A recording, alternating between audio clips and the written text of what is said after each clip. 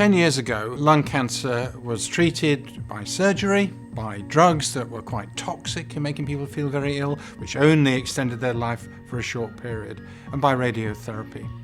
And often the life expectancy was quite low. And the problem here quite often was that the diagnosis wasn't made until it was too late.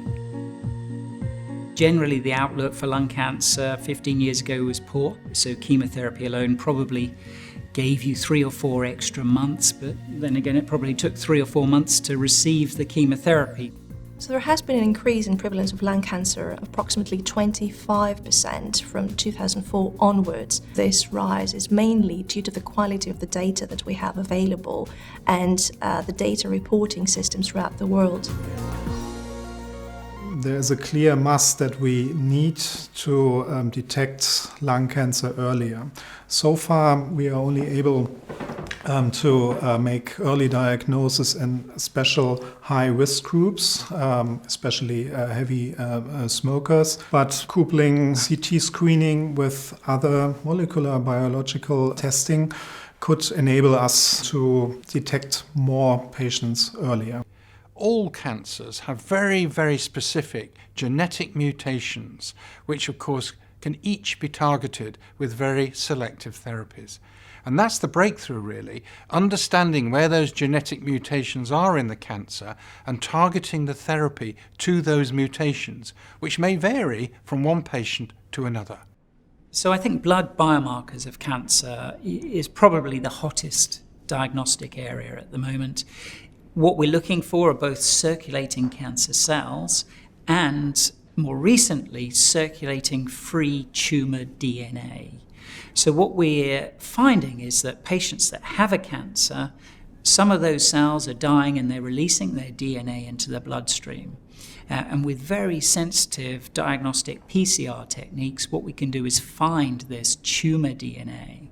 Now, there are already some treatments that can even be given to using this type of technique. So you may find an EGFR mutation, give the patient a tyrosine kinase inhibitor, monitor their blood DNA, and actually find a resistant mutation at a later time point, enabling you to change your treatment.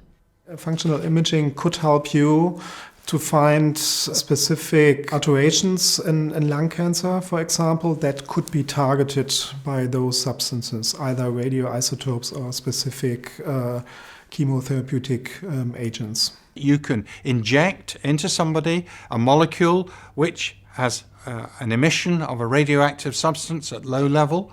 It finds the tumour, and when it gets into the tumour, it's altered by the tumour. In other words, you can use the functional action of the chemical in the tumour to tell you what the tumour is doing. Now this is amazing because it does mean that if you inject somebody with one of these imaging agents, give a treatment, within 20 minutes you can see whether that treatment is working on the tumour, because if the pathway is effectively engaged by the treatment, then these metabolic pathways can be seen to be altered, and that can be picked up by imaging. We've got advanced imaging systems with PET-CT, for example, that has revolutionized the staging of lung cancer. And we've got combined modalities with MRIs. We've got EBUS, endobronchial ultrasound, that has actually changed the staging against the disease and is actually shortening the patient's pathway. And therefore, patients have the ability to get treated in a shorter period of time than what they used to do in the past. So the MATRIX trial is funded by Cancer Research UK and runs out of their stratified medicine program. So what they do is the patients that have biopsies, they sequence the biopsies looking at perhaps 20 or 30 genes. And then if you have a genetic mutation in one of those genes, you get put into the MATRIX trial where you'll get a targeted treatment to your particular genetic mutation within the cancer. A major breakthrough has been the understanding that lung cancers mount an immune response. And that immune response is fairly minimal in most patients, hence the cancer proliferates.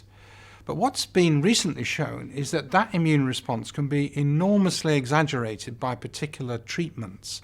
And we have these inhibitors called checkpoint inhibitors, which are immune inhibitors which interfere with the way that cancers can trick the immune system and enable the immune response to suddenly be alarmed by the cancer and start attacking it. We have right now 2 approved therapies available or drugs available in Europe. So far, it's only for second-line treatment of non-small cell lung cancer. I think there is now enough data that it will be approved in 2017 for first-line treatment in lung cancer, which will be a huge progress. Also very interesting and very promising for the future are so-called adaptive immunotherapies, where you tailor your own immune cells, especially T lymphocytes that clearly and specifically target certain proteins or alterations within the lung cancer, but sparing out healthy tissue. Radiotherapy is a very effective way of killing tumour cells, but of course it causes a lot of inflammation, tissue damage and fibrosis.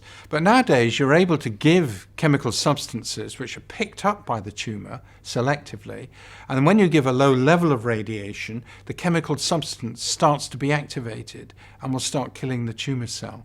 So this is kind of a mixture between radiotherapy and chemotherapy, very selectively targeting the tumour. Personalised medicine again. CT screening has been proven to work within a major United States trial, the NLST trial, which looked at 50,000 patients, randomizing 25,000 to get CT screens versus 25,000 with chest x-rays. And it showed a 20% decrease in lung cancer mortality and a 7% decrease in overall mortality. And we're very interested and really hanging out for the Nelson trial, which is a European trial. It's a much smaller trial, but nonetheless really well done, and we're hoping that it will deliver some similar results to the NLST American trial. We are finding or trying to find ways to improve the specificity of lung cancer screening. Not only performing CT screening, but also linking it to specific molecular testing. And for that, you could use blood probes, for example, urine or breath exhalate. We still haven't found the right markers right now. There are many markers that you could use, but we're looking for them. So there are a lot of groups around the world that are super specialising in small parts of lung cancer research. So you've got people that have higher expertise in neuroendocrine tumours of the lungs, people that are specialising in adenocarcinoma, for example. There is a bit of an overlap in research, but there is also a great potential of having groups collaborating to take things forward.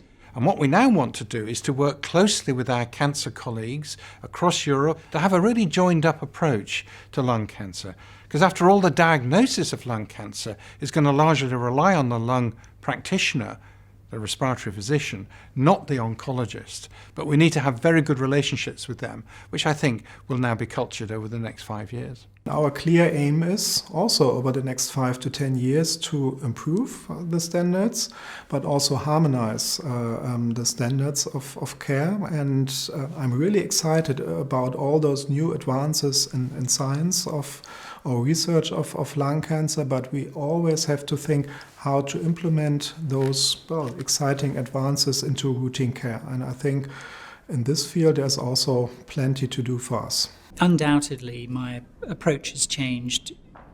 10, 15 years ago, you'd be sort of reticent about sending your patient on to our, chemotherapy prescribing doctors.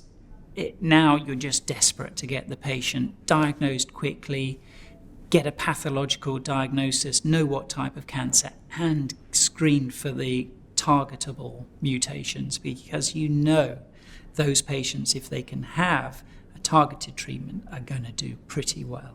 To make patients with advanced lung cancer free, I think that's too early. But if we are able to quantify the disease, that the uncontrolled tumor growth stops, then I think this will be a huge step forward. And I think you can compare it somehow with AIDS treatment that has been able to, well, quantify the disease of AIDS. And this was a huge progress, producing long-term survivors of this also very devastating disease. And I do hope that we will be able to do the same in lung cancer care. The progress of science at the present time is at an amazing rate. It really is quite staggering. And we're seeing papers in Nature every month, or similar journals, coming out describing these new discoveries. So I would take a very optimistic view of lung cancer now. A disease that was incurable will, I think, in the next 2 decades be a disease that's curable.